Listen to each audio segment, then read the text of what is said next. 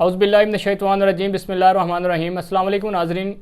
मेरा नाम अब्दुल वहीद टोगर है। मैं जर्नलिस्ट हूँ। गुज़श्ता 12-13 साल से इस्लामाबाद में शोबा सहाफ़त से वाबस्ता हूँ। चूँकि आजकल डिजिटल मीडिया का दौर है, हर कोई जो है वो अपनी जो भी इनके पास मालूमात होती है, स्टोरीज़ होती है, वो डिजिटल मीडिया पर जो है इसका जो प्लेटफॉर्म है इस्तेमाल कर रहा है। तो मेरा ख़्याल है कि हमें भी ये इस प्लेटफॉर्म से जो है मुस्तफ़ीद होना चाहिए और अपने नाज़रीन के साथ हक़ाइक़ पर मबनी जो मालूमात हैं उनके सामने रखनी चाहिए। तो इस सिलसिले में हमने जो मेरी अंडरस्टैंडिंग है 12-13 साल की,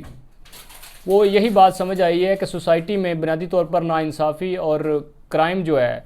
दाखिली सिक्योरिटी जिसे आप कहते हैं, इसकी ख़राब सूरत हाल की बुनियादी वजह जो है वो लोगों की फ़ाइनेंशियल करप्शन है। तो इसीलिए हमने चंद जो नामी ग्रामी पाकिस्तान के अदारे हैं जिनमें के बहुत ज़्यादा शफाफियत होनी चाहिए और जिसकी वजह से मैं समझता हूँ कि FATF के साथ आज तक हमारे जो मामलात है वो दुरुस्त मायनों में आगे नहीं बढ़ पा रहे। और कुछ अदारों की हमने लिस्ट बनाई है। उनमें जो सबसे पहले जो है वो टॉप पर जो है वो पाकिस्तान कस्टम है। पाकिस्तान कस्टम जो है वो किस तरह जो बिरूनी मुल्क से आने वाले ओवरसीज़ पाकिस्तानी हैं या पाकिस्तान से बाहर जाने वाले जो पाकिस्तानी हैं, तो उनके साथ जो एयरपोर्ट्स पर, पाकिस्तान के एयरपोर्ट्स पर जो नारवा सलूक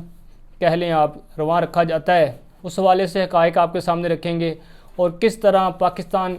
कस्टम्स के जो अफसरान हैं वो नोटों की चमक देखकर जो है वो पाकिस्तान की दाखिली सिक्योरिटी को और पाकिस्तान के जो ख़ारजी मामलात है उनको दाव पर लगा रहे हैं। इस सिलसिले में गुज़श्ता रोज़ एक वाक़या इस्लामाबाद एयरपोर्ट पर पेश आया कि मलेशिया से आने वाली फ़्लाइट्स, गोया तो हर एयरपोर्ट्स पर मुख्तलिफ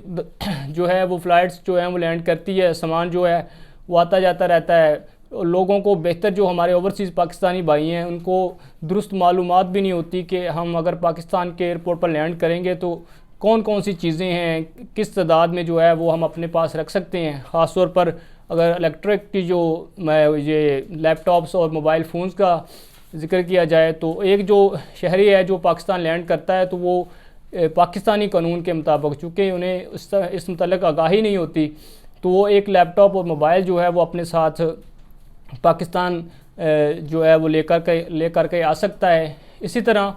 जो गुज़श्ता रोज़ वाक़या पेश आया तो गैर कानूनी तौर पर जो कस्टम के अहलकार थे, गोया जब कोई लैंड करता है तो ये सारे अदारे ही ASF, FIA, इमिग्रेशन और दीगर जो कस्टम्स के जो ऑफिशियल्स होते हैं वो वहाँ पर मौजूद होते हैं। बाद लोगों ने तो अपनी पार्टियाँ रखी होती हैं प्रोटोकॉल के लिए, और लोगों का जो इल्लीगल चीज़ें हैं, जो खिलाफ ज़ाब्ता चीज़ें पाकिस्तान में आ रही होती हैं, तो वो बड़े प्रोटोकॉल के साथ जो है वो पाकिस्तान की मार्केट में जो है वो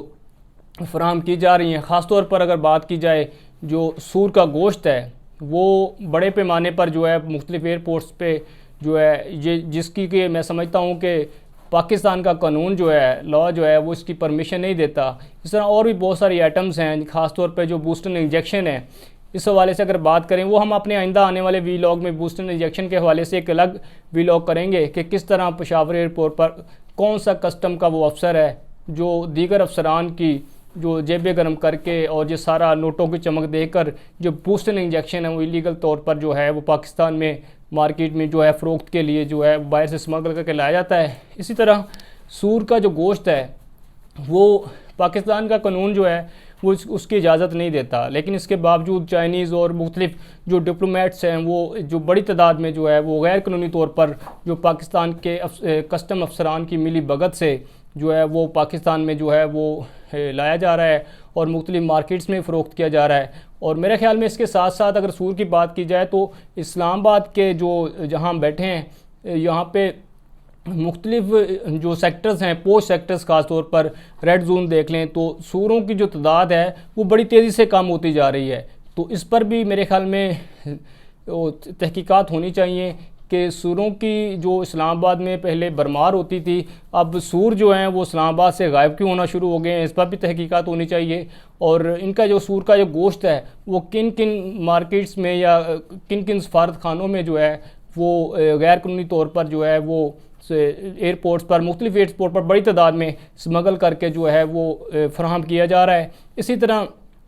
बूस्टर इंजेक्शन के हवाले से बात की हमने, वो भी हक़ाइक़ आपके सामने रखेंगे, और मुख्तलिफ़ अदारों की जो पाकिस्तान कस्टम में ख़ास तौर पर जो कुछ हो रहा है वो आइंदा आने वाले वीलॉग्स में हम हक़ाइक़ आपके सामने रखेंगे, और दीगर जो अदारे हैं उनकी फ़ाइनेंशियल करप्शन पर बात करेंगे, ताकि पाकिस्तान को एक करप्शन फ्री करप्शन जो कि अब बड़ी तादाद में जो है वो अरूज पर है, और पाकिस्तान को एक करप्शन फ्री मुल्क बनाने में हम अपना किरदार अदा कर सकें। एहतसाब सबका हो, कोई भी फाइनेंशियल करप्ट है उसे पकड़ा जाना चाहिए, उसका एहतसाब होना चाहिए। तो हम आइंदा भी वीलॉग्स का सिलसिला जारी रखेंगे। अपनी दुआओं में याद रखिएगा। अल्लाह हाफिज़।